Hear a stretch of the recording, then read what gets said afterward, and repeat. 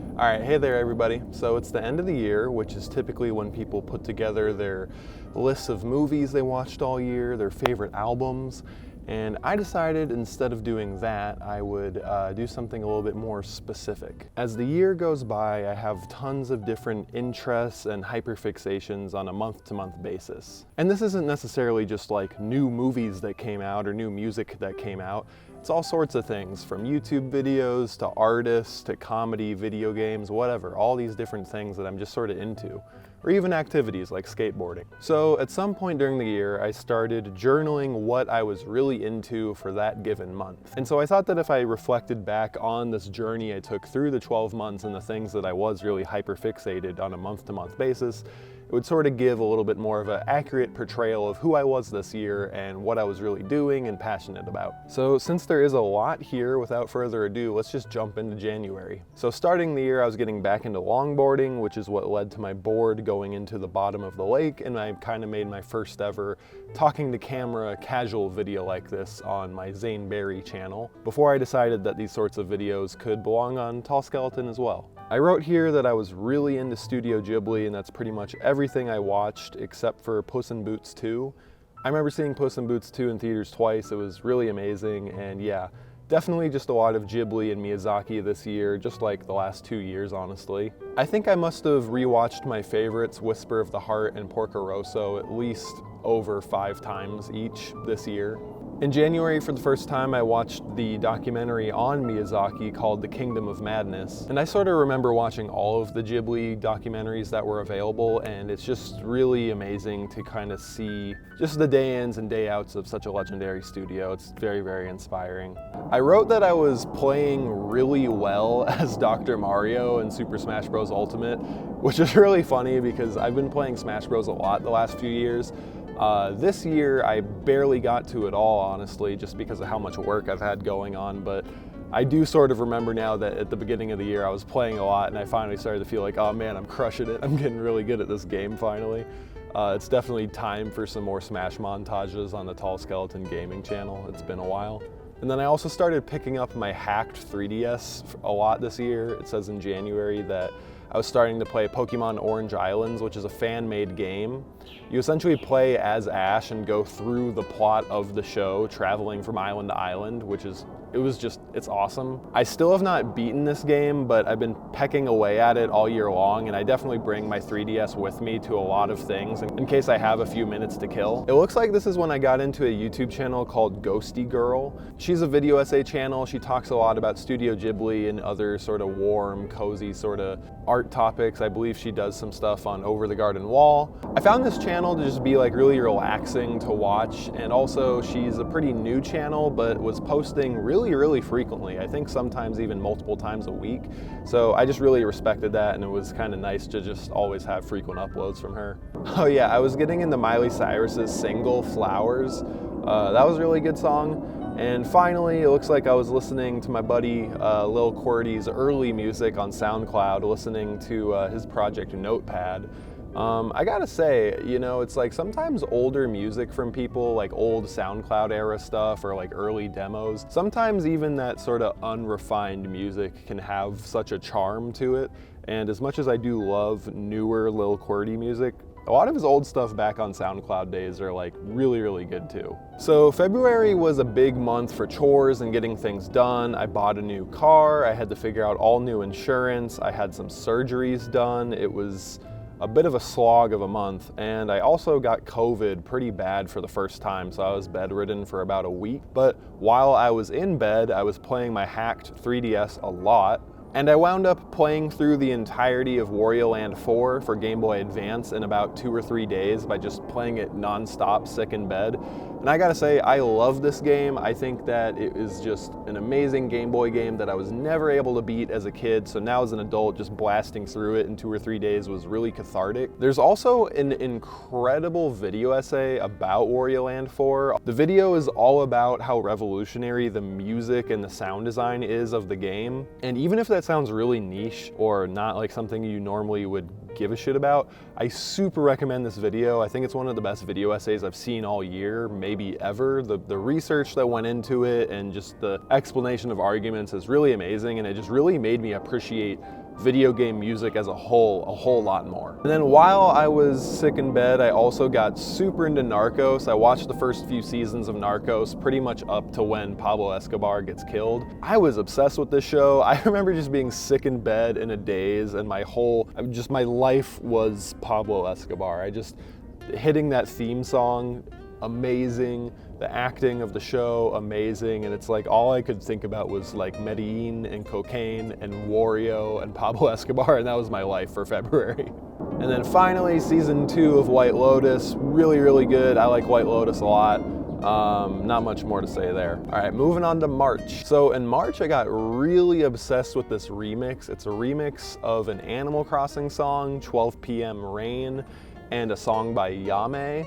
So where this comes from is a YouTube channel called Silva Gunner.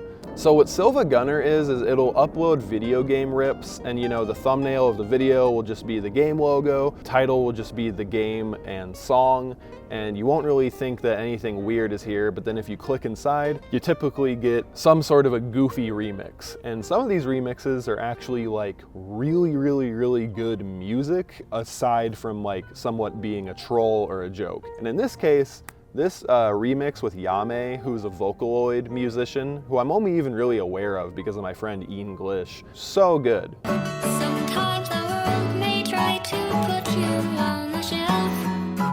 Cybernetic chemistry, physics don't mean shit to me. I remember going to a coffee shop to write a script one day, and I literally just listened to this song on loop for like a whole hour probably. It is definitely something that has stuck with me all year long. I wrote here that this month I was also really obsessed with the Daniels as well as Hiro Murai, and at the time I was pushing around the idea of doing some video essays on both of them, and that is still something I really would want to do. The Daniels and Hiro Murai are both filmmakers that just inspire me so much, and so I very easily can get just a little bit transfixed on their work and their general philosophies for a whole month at a time. That's easy. ChatGPT and Stable Diffusion. I feel like 2023 has just been the year of AI, so it's funny to look back when this even became an interest of mine. But yeah, there was a time, I guess March, when I started using ChatGPT a lot. I was using it to help me through programs, through video game tutorials, and I've stopped using it as much. I sort of now realize where it is really, really flawed, and a lot of the time just going to Google or even Reddit is a bit faster than ChatGPT. But that being said, I have used it to help me fix some After Effects problems, even do like a little bit of custom coding for like a Squarespace website. So I'm still very interested by like practical, ethical uses of AI. Speaking of which, the gaming presidents. So people have been using audio AI to essentially simulate Donald Trump, Barack Obama, Joe Biden, and George Bush playing video games together. There's a lot of different series of this. There's this one guy that was having them do the entire Mario Kart Cup, and that is some of the funniest shit I have seen all year. I remember I just could not get enough of these videos, and then tons of people were making them on TikTok and YouTube, and I haven't tuned in a while, but they did a whole series of them doing the impossible quiz, and yeah, the gaming presidents. Some of the funniest stuff I've seen come out of AI this whole year. Let's go with Mario Circuit since it's Joe's first time playing. Oh, that's right, I forgot. No wonder he picked Birdo. Hey man, what's wrong with Birdo? Oh, it's nothing. She's just low-tier garbage, that's all. Dry Bowser with Flame Rider is a much more respected combo. In March, I got to take a Los Angeles trip, which was the first of many this year. I did a lot of creative stuff over there. Some of these projects are still under works. One of the things I got to do is I finally got to meet up with Joel Haver, and it's always really fun taking an internet friend and actually meeting them in real life. And I gotta say, I'm just like so inspired by all of the friends that he has and some of the people I got to meet. I got to meet Trent and Dimitri, the talentless writer, Isabel Addison, Cool Man, Coffee Dan, Wizards of Barge, and just like meeting all of these like extremely talented, creative people. It was just a really exciting thing to happen. They were all just so nice and lovely, and just kind of getting engrossed into all the different work that all those people do. It just really lifted my spirits a lot. When I was in LA that month, I also got to interview Jimmy, which was just such a joy. I think that might be my favorite podcast I've done, honestly. I think we just had like a really, really good conversation, and in preparation for it, I was listening to Jimmy's album Ghetto Land a whole bunch, and I just think it's so good. And little did I know he was going to release 2 more albums this year, which are also just super awesome. This month I was also really into the video essay channels Quality Culture and Liam Triforce. Quality Culture is maybe my favorite video essay channel there is out there right now. I've actually recorded a podcast with them. I'm just working on editing it and getting it out as soon as possible. And then Liam Triforce, he does amazing retrospectives on video game consoles and games. He does full deep dives and speaks both from a historical standpoint and an emotional standpoint with gaming. And I just remember listening to his videos a lot, like watching his GameCube retrospective while on a treadmill at the gym. Really good. And then finally for March, the end of season 6 of My Hero Academia. That feels like so long ago. If you told me that the end of My Hero Academia was the end of last year, I would have believed you, but man, I am now remembering how good this was. There's one episode, there's one episode called Deku versus 1A, and like I remember that made me cry a lot at the end.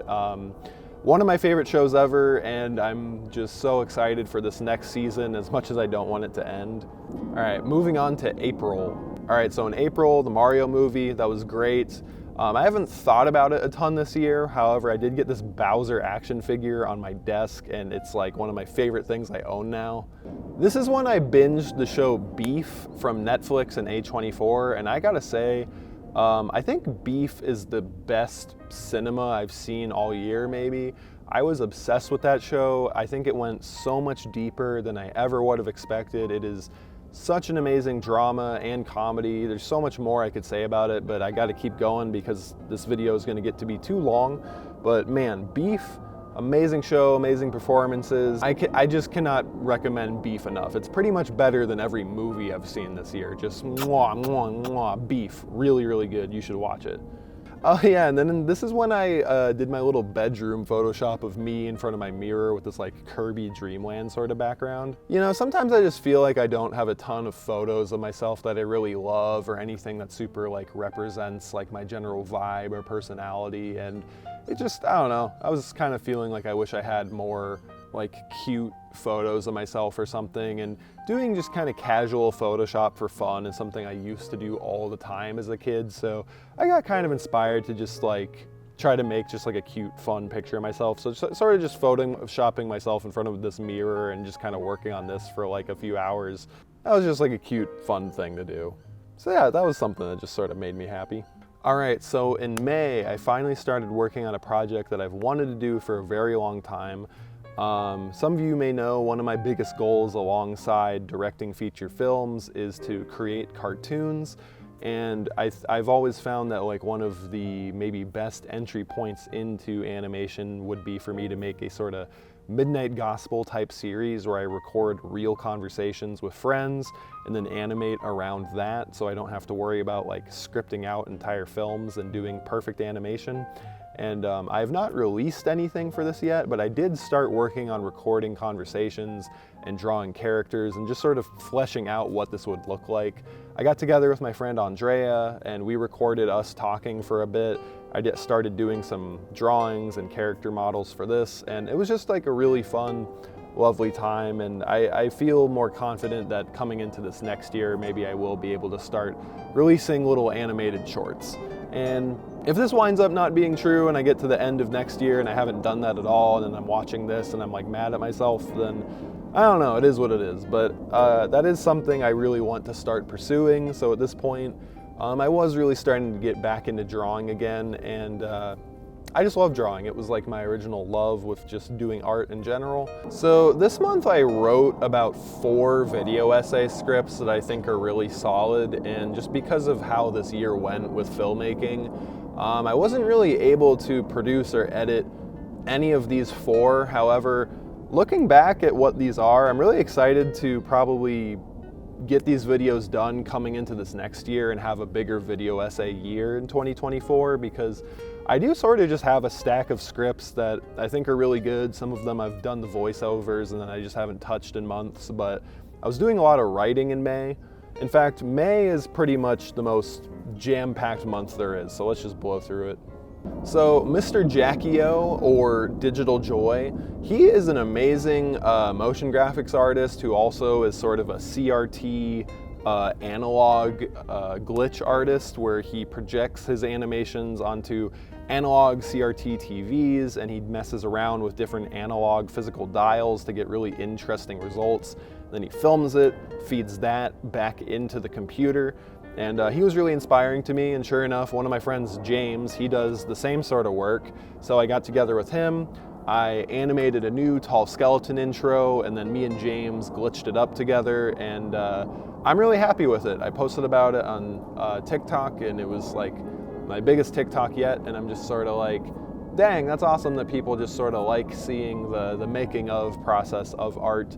And yeah, just that sort of visual aesthetic I think is really, really nice. Zelda and the Minish Cap, the Game Boy Advance game, I was playing this a ton on my DS, and I wound up stopping, but now I'm hoping to get back to it. I got to a point where I was just stuck in the game. I couldn't proceed any further, and then a new Zelda game was right around the corner.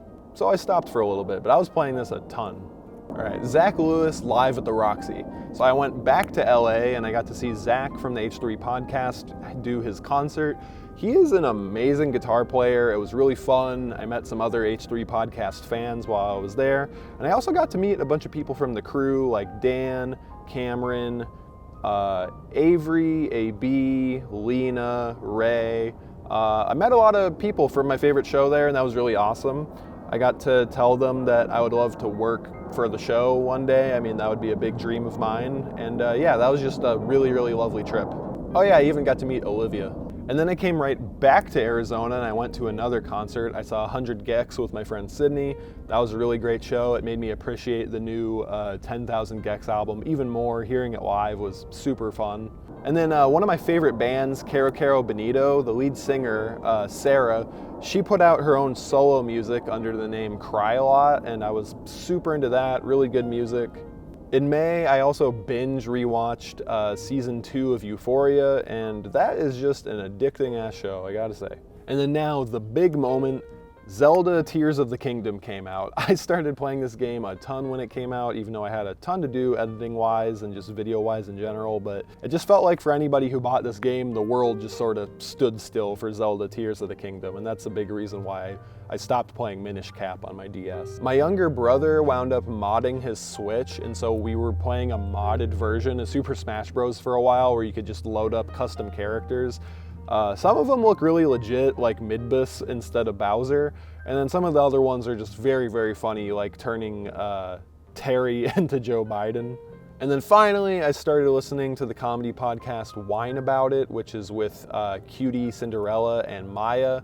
And those two together have really good comedic chemistry, and I was listening to their show a lot. Also, every year I get a zoo membership at the Phoenix Zoo, and I remember going to the zoo a lot during this time as well.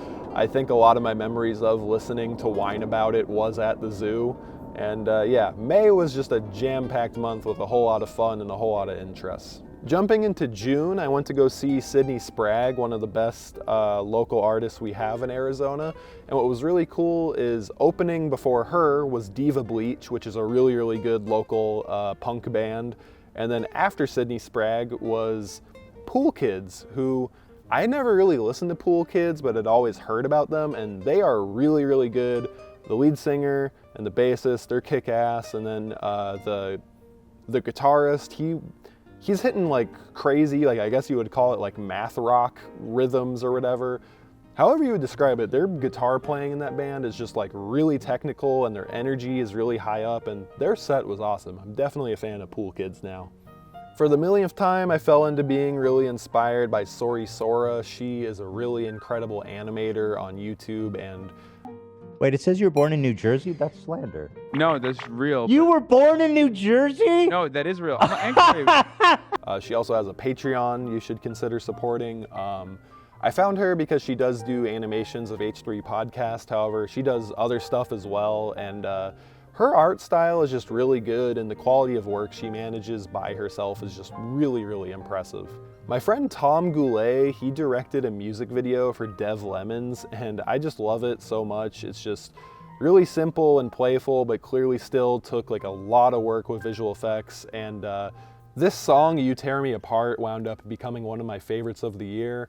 I'm not sure which month it was, but I wound up getting addicted to Dev Lemon's EP that came out. And she definitely was just one of my most listened to artists in general. I was really shocked she wasn't in my top 5 in my Spotify Wrapped. Into the Spider-Verse 2 was awesome. Not much more needs to be said about that, but I was super obsessed with that movie when it came out. I finally started using my Polaroid camera more. I remember I got this photo of my friend Ryan. He wound up getting a new PC, so then I actually lugged my computer all the way over to his house and we were like working together side by side. I think he was playing like World of Warcraft or something, and then I was editing a music video, and that was just a really fun day. For more animation inspiration, I started getting really into this guy named Mania, aka 03 Mania on Instagram, and his original cartoons are just awesome. You could do the classic buy her a drink. Guess. Doesn't that seem like I'm trying to buy her attention right away? And like, what does that say about how I view myself? I mean, you know I like to sing. I could try singing to her. Yeah, but like, there's a certain percentage of people that just like don't enjoy music. Very true. And one of the things I love most is like his color choices. I swear his color palette is literally just like you plucked Zane's favorite colors out of my brain. You know what I mean? Like I love the way his stuff looks so much. And the videos are really, really funny. And then also another animator is Dumb Days. He's really great. He does really cool stuff with Blender, and he also does music videos with like really unique sort of analog physical visual effects techniques by printing out frames of his videos on paper and then scanning that back into the video for a really interesting effect. I'm really impressed by Dumb Days. I started playing chess with my younger brother a little bit because he bought a new chess board, and chess is like really fun. And I've noticed that a lot of people have the chess app on their phone, so I'm like, wow, there's like a big chess resurgence right now with young people. People are out here playing chess. What's funny too is this whole beginning of the year, I was re-watching My Hero Academia with my roommate Allery, and it looks like it was in June that we watched like the entire season 4 arc with Overhaul in like one sitting one night. I remember when that season was coming out the other year, like week to week, it was this harrowing wait for a new episode, and then me and Allery, we just blew through that shit because it's just such a good arc of television. And then finally, just playing a ton of Tears of the Kingdom, just a lot of Zelda going on. All right, jumping into July, I saw Boy Genius with my brother and his friends over at Comerica Theater.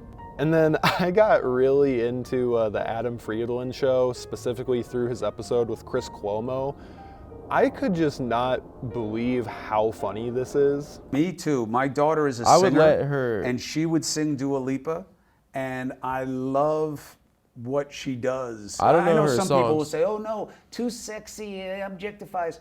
But I'm telling you, I watched my daughter and her kind of resonating with the vibe, you know, and the empowerment principle of it. I don't know the songs, I loved but it. I would let her shit in my mouth if she were. Where does that come from? Seriously. Where does it come I from? don't know, it just came out. I don't know. Where? Like, did you see that somewhere, or? It wouldn't even be pleasant if she did that. It absolutely would not be pleasant. I'm just saying, I would do the worst thing ever to be with her. Ugh. Right? I mean, there's So that. why do they say the mafia tried to kill your dad? I think of all of the stuff that has come out of like the Come Town podcast, the Adam Friedland show is my favorite thing going on. His interview style or just comedy style in general is just so odd and good, and I just could not believe how funny Chris Cuomo was and how much comedic chemistry they had together, or even the fact that this interview existed at all, which is sort of how I feel about almost every episode of this show. I went to Los Angeles in July for a third time, and I got to stay with my friends. And I remember together we watched the new Black Mirror episodes, and those really fucked me up. Those were some good-ass episodes. The one with Aaron Paul was essentially a feature film, so it's like I probably should just count that as one of the movies I saw this year, even though it is the length of a movie and it is a self-contained story. In some ways, the pacing did still just sort of feel like long form TV, but hell, I'm gonna consider that like a whole ass movie. It was really, really good. And then my friend Cameron, Young Nut, he's been having huge success this year by going on Jubilee and Cody Co and Ludwig's YouTube channels, and like, he just deserves all the success he's getting. He's like such a funny, nice guy. I think his music is really, really good, and you know, in the comedy music space, sometimes that sort of stuff focuses more on being funny than being actually good music. And I think Cameron has put a lot of effort into making his music like actually good in addition to being a funny person. So I remember all of us just getting together and watching him on Cody Co and laughing a lot. So I'm really happy for him. Oh yeah, the guys showed me the Krusty Crew anthem. This is one of my top peak interests of the year. This thing, I am just so blown away at the animation quality of it, how on subject all of the lyrics are, how good the impressions are, how they made these SpongeBob voices translate well to these common rap motifs, how they got Patrick to sort of have like a Rick Ross thing going on, making the SpongeBob laugh like a working ad-lib. Like, I thought that this was just so deeply respectful to both SpongeBob culture and rap music, and the song just hits. Like Brand New Bag for Pearl, I didn't pay for it. I'm putting some flavor in. Krusty Crew anthem is one of my favorite things of the entire year. I went to go see the H3 show live, and that was just a fun ass time. People got to boo and heckle Jimmy Lee. Howie Mandel came out on stage and they played a game show. I saw The Dude. And then the day after that, I got to interview Estelle Allen. She put out one of my favorite projects this year. In fact, two of my favorite projects this year. Her solo project, Music 2, but then also her collaborative country hyperpop project, Florida the Man, which was so good. I also think that this interview I did with her is like one of my best. So really, I did like two of my best podcasts I've ever done this year with Jimmy and Estelle Allen, and it's just such a joy talking to musicians who I'm a big fan of. Season 2 of The Bear, binge through that shit, really good.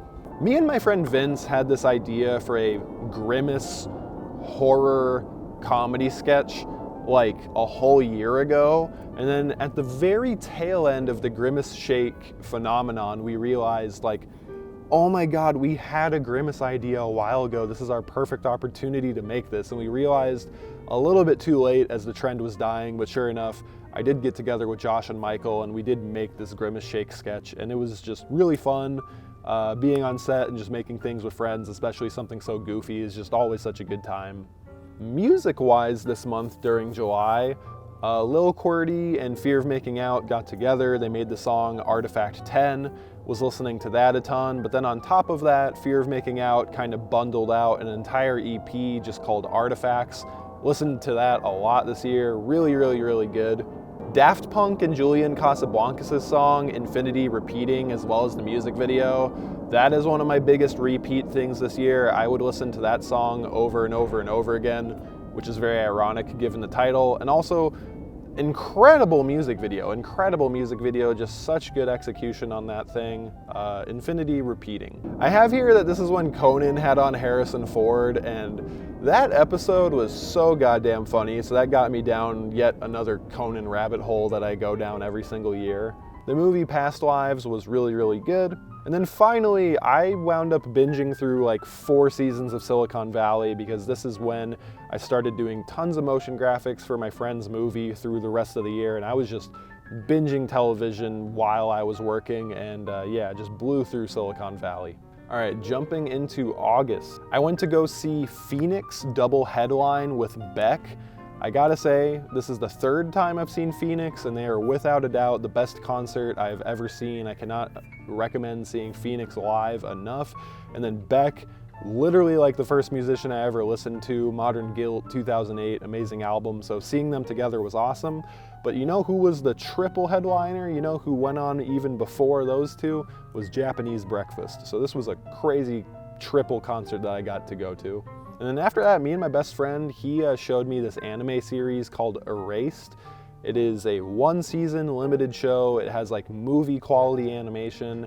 I can't say anything of what it's about, but it is one of the best anime things I've watched, maybe one of the best shows I've watched, one of the best filmmaking, cinema things I watched all year. Erased, insanely good. I was thinking about it for a long time after we watched it. I dabbled around with Pikmin 3 a little bit, gearing up for Pikmin 4, and then I think I finally beat Tears of the Kingdom this month. I remember I just binged like several seasons of Better Call Saul. That's like a show where it's like, you know, I watch one episode and then I'm forced to keep going from that point onward because I just gotta see what keeps happening. So some Better Call Saul re-binging. Learning Blender. At the beginning of this month, I was trying to do a Blender tutorial every morning when I woke up, and this is something I would love to get back into.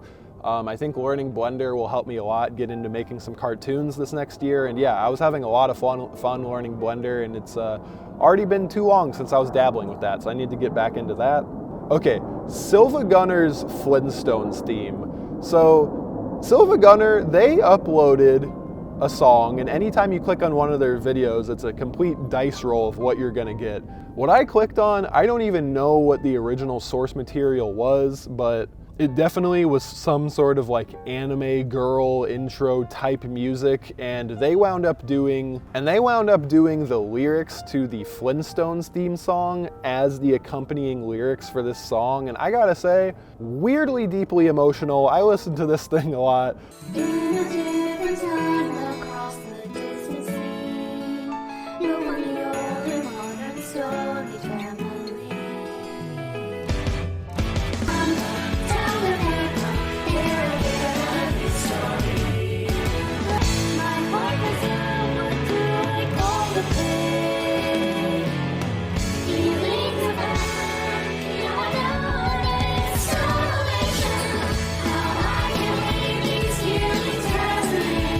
Silva Gunner video game anime Flintstone song remix, weirdly one of my top obsessions of the year. The Boogie Low EP came out after my music video, love that, really great local music. Okay, Blue Beetle, this is something I'll talk a little bit about. I am pretty fatigued by superhero movies, and I have not been interested in the DC extended universe like whatsoever, but me and my older brother did go see Blue Beetle together, and I gotta say, I'm impressed at how good this was. Listen, it's not like a serious movie like The Dark Knight or whatever, but as far as just feeling like an early 2000s like fun superhero movie, it did its job. It was really fun. I thought that the sense of humor was good. I thought that its decision to lean into being like a Hispanic film was really great. It was just like a really fun movie. It just sort of felt like a classic superhero movie where it wasn't really trying to be like a big extended universe or even think about its own sequels. It just felt like this like isolated incident of a movie. I really did not have much interest in seeing it at all, and then coming out, I was like, that was great. Like, me and my older brother just really enjoyed it. And there were some music moments during the movie where like, the music was really good. I think me and my brother both like wanted to lean over to each other like, why is the music so good right now? My friend Ryan showed me the music group Paris, Texas. Their music videos are crazy. And then finally, AI BMO. Possibly my top listened music of the year was in fact an AI recreation of BMO from Adventure Time singing songs, specifically Honest by Baby Keem, Rises the Moon, as well as some songs from Lofi. Yeah, I don't know, just like this whole AI voice phenomenon is really interesting, and BMO from Adventure Time, his voice just sort of fits music really well. All right, September is gonna be really short. All September was for me was editing for my friend's movie, nonstop, probably like a few hundred hours of editing, and you know what came with that was Adventure Time Fiona and Cake, one of my top obsessions of the entire year, and in between the new episodes, because they were a week apart, I was binging the original series, so just nonstop Adventure Time, nonstop editing. And for music, the Mitski album is probably my favorite album of the year. That's another thing I forgot to mention earlier. At some point, the JPEG Mafia and Danny Brown album came out, and I was listening to that thing nonstop, and I thought that that was gonna be my top of the year, but you know what? The Mitski album came out, and it was amazing. I recommended that to my friend, and then he recommended back to me the Yves Tumor album, and also, that album, frickin' amazing. So that's my trilogy of top favorite albums for the year. We got Mitski, Yves Tumor, and JPEG Mafia and Danny Brown. It's a wrap. October, once again, non-stop editing. So I was still just binging Adventure Time. I started rewatching Beef, and I binged all 6 seasons of Stranger Things like that because that just felt like a very Halloween thing to do. And I gotta say, mentally, it still feels to me like it was just October. I think November blipped out of this year faster than any month I had this year. So October still feels right behind me, and I was just sort of non-stop watching Stranger Things, Adventure Time, and Beef. Another thing I was binging this month a lot was Therapy Gecko. Therapy Gecko is just a relaxing, helpful tool. I find it just really nice to listen to people like call in, talk about their problems, have Lyle give them some sort of sound advice, and if not advice, just sort of hear them out on some things, and yeah, a lot of Therapy Gecko. Also, Adam Ray and his comedy in character as Dr. Phil. Adam Ray has been doing this Dr. Phil character all year, doing comedy shows as well as podcast appearances in character, and like, it is some of the funniest shit I have seen all year. I see a lot of people in the crowd tonight that look like they're dealing with some tribulations. I want to start with you, my friend. What's your name? Stefano. Fake name. Let's move on. Stefano, get the fuck out of here with that bullshit. What do you manage the Backstreet Boys?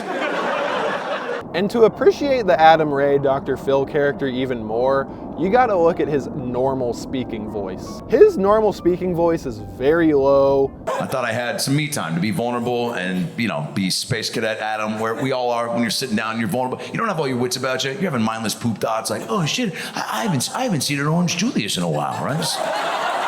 You know, I wonder if anybody's wiped their butt after they pee, right? I'm just thinking about shit that you don't bring up in a hot tub. It really does not sound anything like his Dr. Phil impression, so seeing him do comedy as both people so well, I'm just really impressed by, and I was just really obsessed with this little rabbit hole of comedy. Dark fantasy AI art. I didn't consume a ton of AI art this year, but I gotta say, all of these dark fantasy sort of Dungeons and Dragons paperback cover inspired art, I think is really cool looking. Would it be a lot better and more impressive if real human artists were doing this?